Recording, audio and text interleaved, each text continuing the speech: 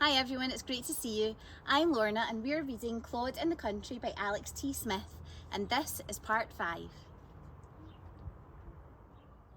It ran at full speed with its head tucked down and its horns glinting in the sunshine. It was just inches from the judge's bottom when Claude flung his lasso up into the air. Everything was silent. Sir Bobleysock could hear his heart thumping in his head.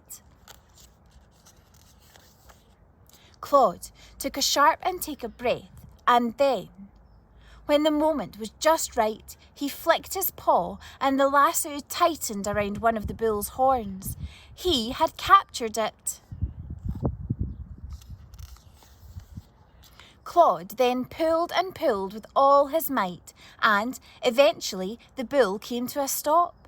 He walked up to it with a very determined little walk. "Now," he said, "you are being a very naughty boy." And he waggled a finger at the bull. "Are you going to stop chasing this nice man?"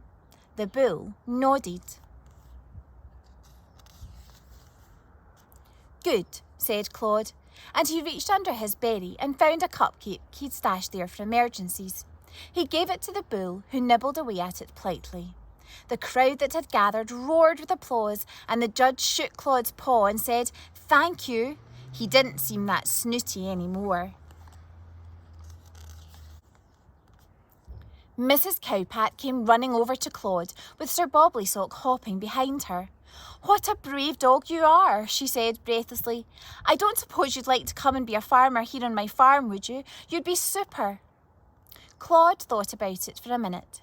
He had had a lovely time, and all the fresh air had certainly put some colour in his and Sir Bobleysock's cheeks. But he did like his cosy bed at Mr. and Mrs. Shiny Shoe's house.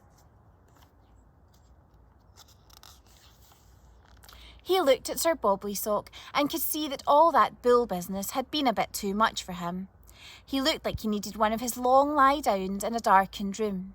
He politely explained all of this to Mrs. Cowpat. She was a bit disappointed but said that she understood. "You must come back and visit soon," she said. Then she gave Claude and Sir Bobleysock a lift home in her tractor.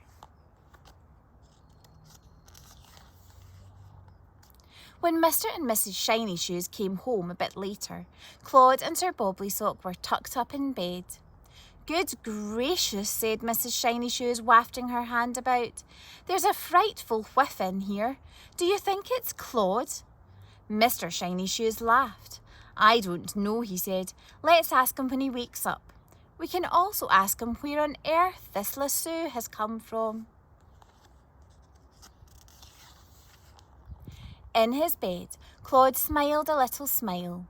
Of course he knew where it had come from.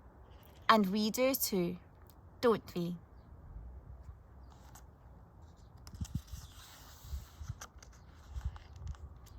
Interesting things to look for in the countryside.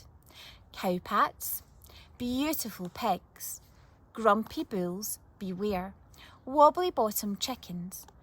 Don't forget to take your wellies. And remember to keep your eye out for Claude and Sir Bobleysock. You never know where they might pop up next. The end. See you next time.